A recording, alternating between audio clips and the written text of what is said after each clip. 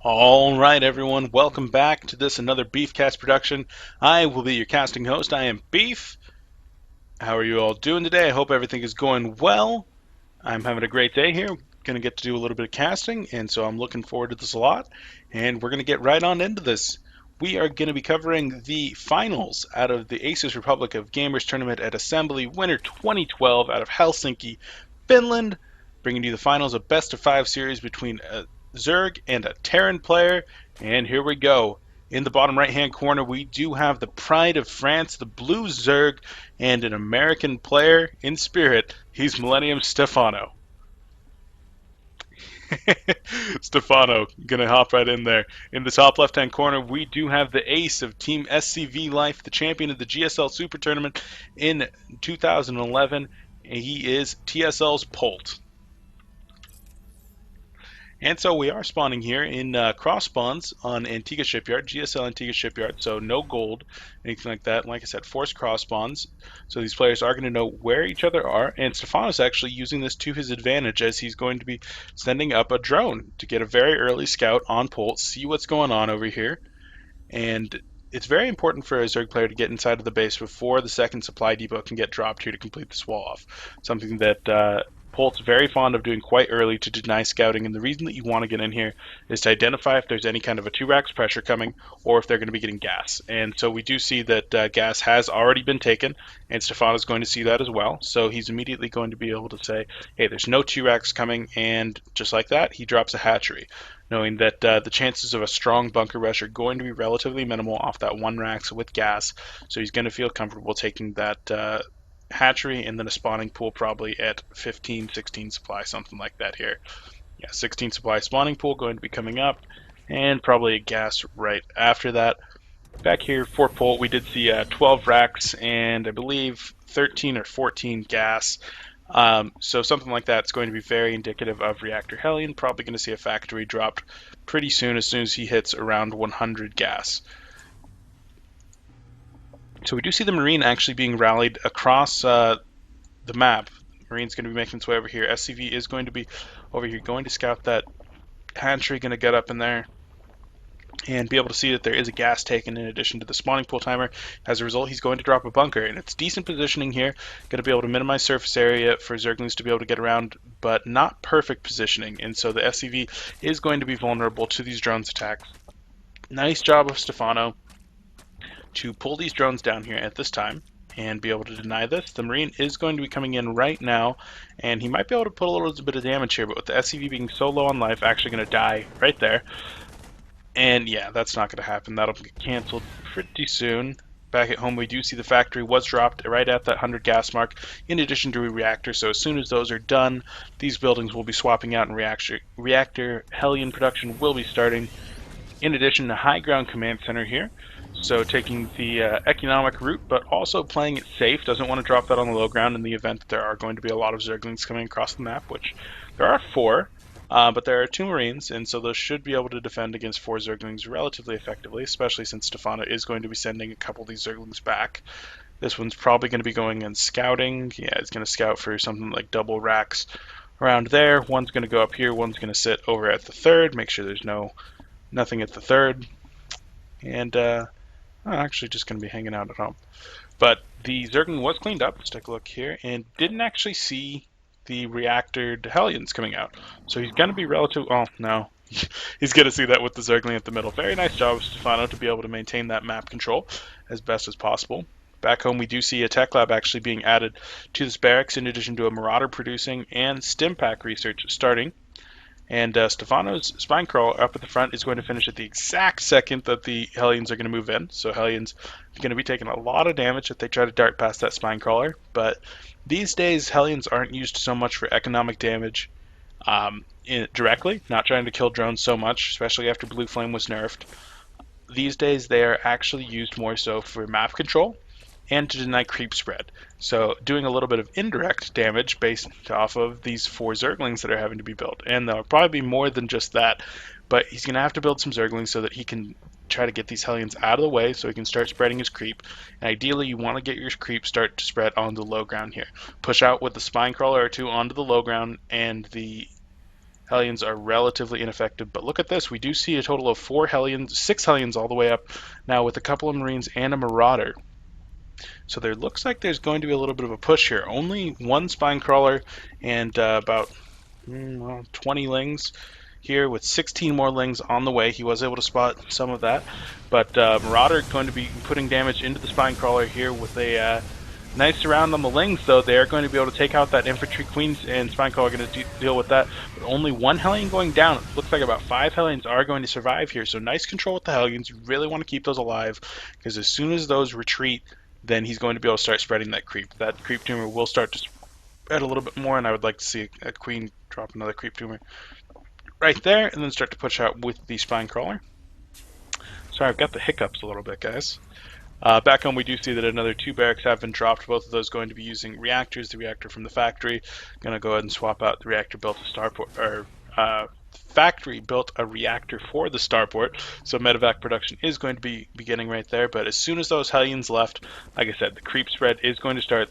Flying Color is going to be moving up, dropping a 3rd and a macro hatchery. Very typical of Stephano. Going to be going for heavily upgraded Lings with 1-1 starting and a lair. So with Ling production, you really need an early macro hatchery. The macro hatchery is going to be able to get you the extra larva that you need to maintain a heavy Ling style, which is super, super intense on the larva. And once again, pretty nice control there by Polt, only losing 1 Hellion, and the Lings are going to be able to trap another one and get 1 more, but losing a lot of Lings for just those 2 Hellions. I'm not exactly sure if that was worth it, but trying to clean those Hellions up is going to be how Stephano is going to be able to retain map control here, and that is the name of the game, trying to make sure that you have map control, as much vision as possible. And so these Hellions are going to be moving up again with quite a few Marines and a couple of medevacs here.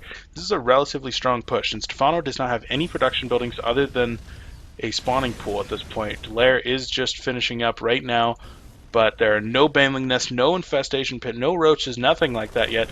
And with there's not a lot of Zerglings. There's 18 in production, 14 on the field, 32, even 32 Zerglings. I don't think it's going to be enough. And the Marines are going to be stemming up right here. They do not have combat shields, so they're relatively squishy, but with these 2 medevacs right there, they're going to be able to take this hatchery out. The Zerglings coming in, getting a nice round on the Hellions. All the Hellions go down, but that's a lot of Marines. That's 13 Marines, and they're just going to be pounding damage into the hatchery, and it does go down.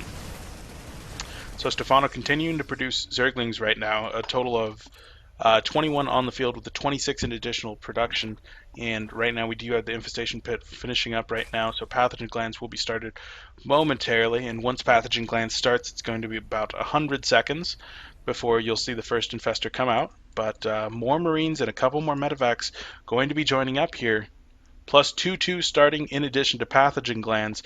So Stephano is going to be able to put a big fight up pretty soon, but right now he's going to be walking in there with just Zerglings, and nice job of Polt, going to be able to actually retreat, and I don't think he lost a single Marine in that encounter. Yeah, didn't lose a single Marine. Maybe those were 2, I'm not sure. Either way, good job being able to get out of there with minimal losses. Zergling is going to be breaking down the rocks over here, so Stephano is going to be taking that base right there as well. But large Marine contingent going to be moving in once again, forcing a cancel on that hatchery. Well, last time it wasn't a cancel, it finished and then he killed it. But back home, we do see Siege Tech research has started in addition to +1 infantry weapons. The first infestors are going to be coming out, and we see a hive. 12 minutes on this hive. This is super, super early, and we don't see anything like a spire. If you see spire and hive come down at the same time, that's generally extremely indicative of, Zerglings. Zerglings, you're supposed to be checking for that 3rd.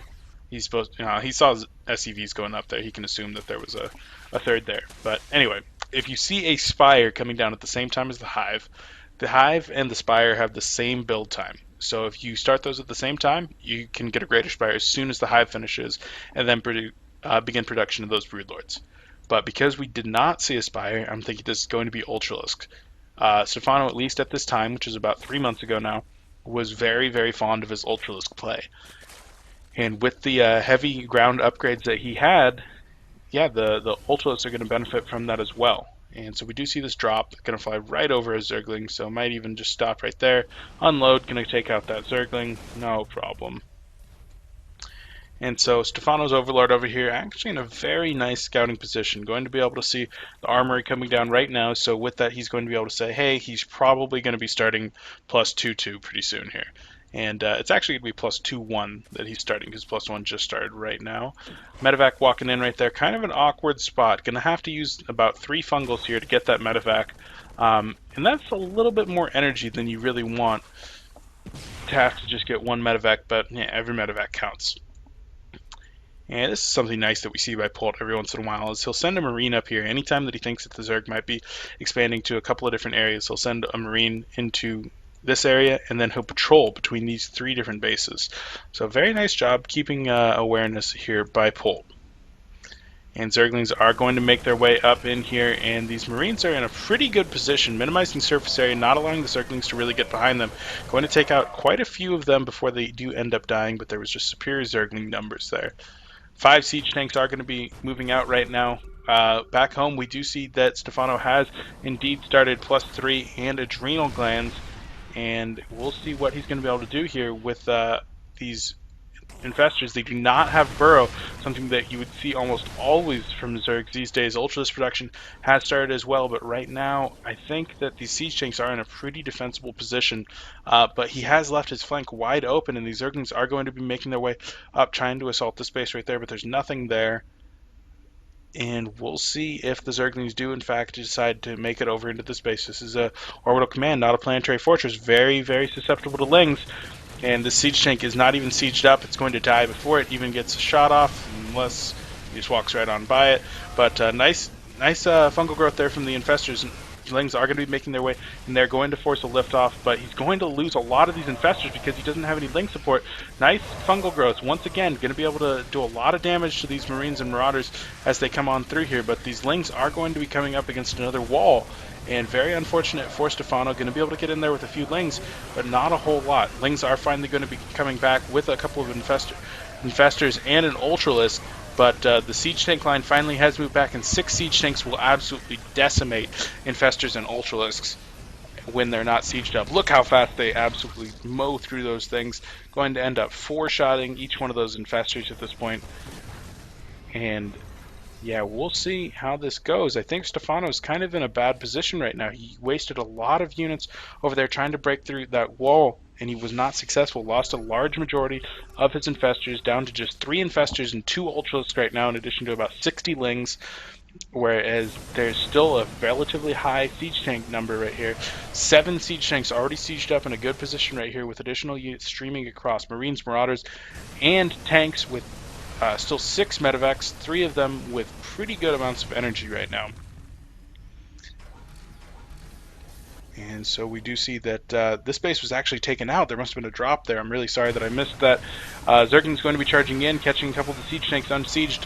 Tank going to be taken out by the ultralisks, and over here there are minimal infestors. The infestors are going to be throwing down infested Terran, but no fungals at this point.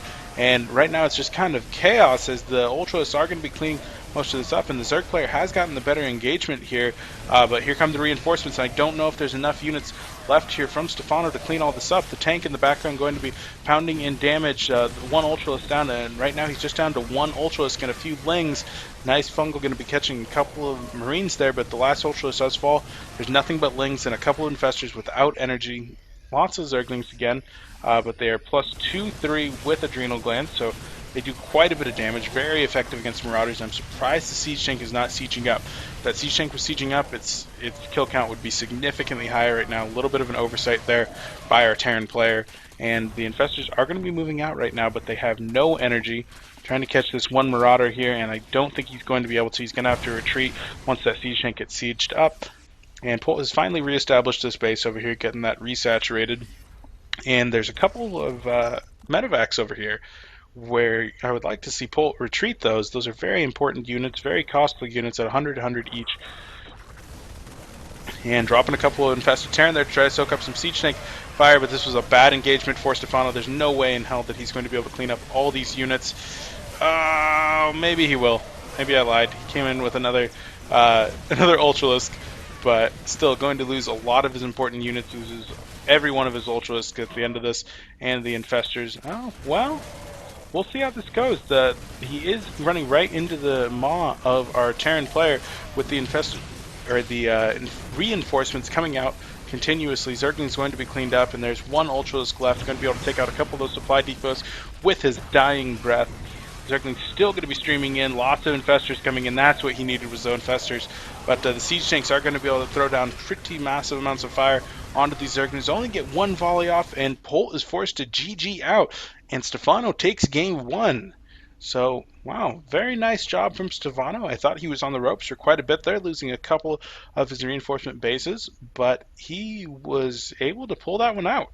And so I am definitely impressed. I hope you guys are too.